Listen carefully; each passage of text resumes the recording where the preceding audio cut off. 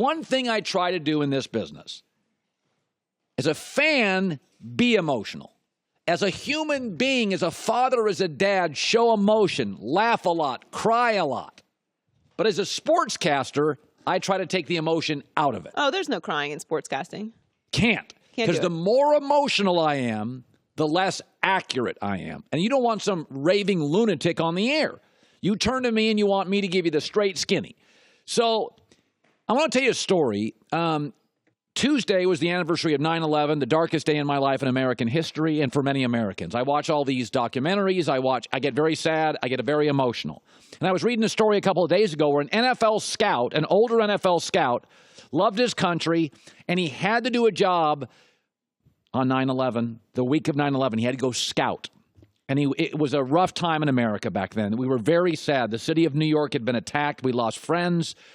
We were under attack, and it was tough. It was back then we weren't as divided. We loved each other that day. And the scout said he always tried to take emotion out of scouting, but he had to work that week, and he just wasn't in a good place emotionally. And he went and scouted a kid named Marcus Trufant, very nice player for the Washington State Cougars. But he said when he looked at all the players he scouted in college football, he gave Marcus Trufant the highest grade. Now, he was a good player. But all the players he scouted, best player in the country, played at Washington State. And he said, I love that kid, but emotion probably played a part in that grade. So when I look at the early weeks of the NFL, what I see is fans and media getting really, really emotional. Dallas Cowboy fans, season over. Dak Prescott can't play. In San Francisco, Jimmy G had 3 sacks. We paid all this money for Jimmy G. And I'm watching Oakland, John Gruden. Oh, my Lord, it's fun. Okay.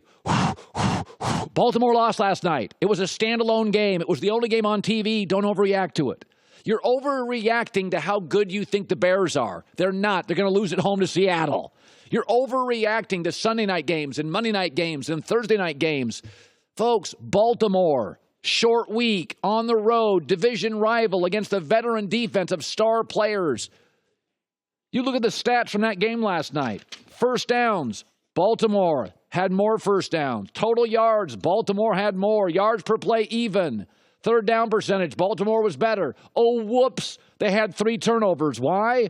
Because Joe Flacco's dealing with 2 rookie tight ends and 3 brand new receivers. They're all these new shiny toys, and they're not ready yet to go into Cincinnati and beat a team that has Carlos Dunlap and Geno Atkins, like Pro Bowlers on the defensive side in their home opener.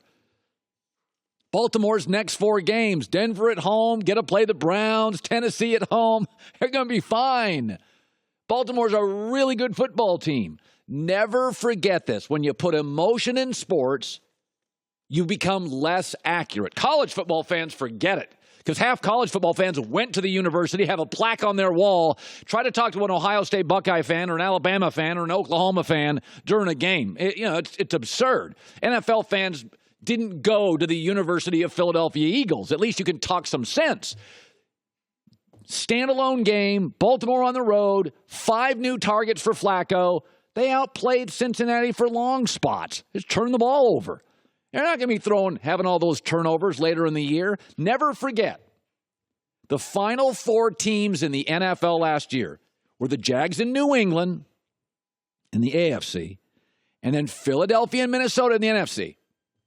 They were all 1-1 after 2 weeks, and they were not only 1-1 after 2 weeks, 3 of the 4 teams, including the Patriots, lost to the Chiefs. 3 of the 4 had a horrible loss in the first 2 weeks. Looked ugly in the first 2 weeks. The more emotion you allow in your sports, the less accurate you become. Baltimore's fine. 2 rookie tight ends, 3 new receivers. Flacco looked sloppy, inaccurate, overthrows. They're going to be okay. Baltimore's a good football team. I want to shift to this. My favorite game this weekend, Minnesota Vikings. Better roster, better team, better defense. Kirk Cousins goes to Green Bay and faces the Packers. Minnesota should win this game. Minnesota's got the significantly better roster. They're healthier. Aaron Rodgers has not practiced this week. His best receiver, Davante Adams, has not practiced this week. Minnesota's loaded, and they're healthier, and they're better at virtually every position. During this past offseason, Minnesota had Teddy Bridgewater, and they traded him away, and Teddy Bridgewater can play. And they were 13-3 with Case Keenum, and they let Case Keenum go to Denver. And they paid Kirk Cousins like $28, $29, $30 million a year. And they paid him for this game. Go to Green Bay. We'll give you the better roster. We'll give you the better defense. And beat Aaron Rodgers. They did not pay Kirk Cousins to beat Mitch Trubisky at home. That's a given with this roster. Kirk Cousins got that money for this game. This is it. Okay, the Redskins front office, they liked Kirk Cousins. But the reason they wouldn't pay Kirk Cousins was because of two games. And do you remember those two moments? They were defining moments, and they're the reason they wouldn't pony up the dough. The first game, they went to the playoffs, 2015. They hosted Green Bay with Aaron Rodgers. And they lost 35-18. They were 1 for 4 in the red zone. They couldn't sustain drives. They had to settle for a bunch of field goals. And Kirk Cousins, next to Aaron Rodgers, looked really second tier. The second game that Kirk Cousins played, that in the eyes of the Washington front office, they could not give him big money. 2016, they're at home, week 17 playing the Giants. The Giants had already secured a playoff spot. That was the boat year. Remember the boat year? OBJ. So the Giants were in the playoffs, had nothing to really play for. Eli played, but they had no motivation. Washington had to win the game to get in at home against the New York Giants. And do you remember that game? Kirk Cousins, 1 TD, 2 picks, 74 passer rating. Awful. Threw a huge interception late. In Washington's front office, those two moments, those two games, Aaron Rodgers at home playoffs, Giants with nothing to play for at home, and he kind of laid an egg, couldn't finish off drives, couldn't get it done in the red zone. This weekend, Minnesota goes to Green Bay. Minnesota has a significantly better roster. You can make an argument, and you wouldn't get much pushback from me. It's the best overall roster in the NFL. And there is no doubt it is a significantly better defense. Aaron Rodgers is not at 100%. I'm told he will play. Davante Adams, his best receiver, has not practiced. Okay, if you don't beat them now in Green Bay Lambeau, you're not beating them.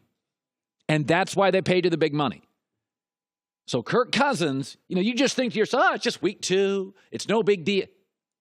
This is the moment. And you're 0 for 2 in those moments. Listen, we're not talking about October. No, these are the moments, playoffs, week 17, get into the playoffs. Finally face Aaron Rodgers, who, by the way, if you face him 8, 10 more times, probably he'll have practiced every single week you play him. This is the week he hasn't practiced. This is the week his best receiver hasn't practiced. Can't wait. Hi, everybody. Thanks for watching. Subscribe here to get the latest from the show.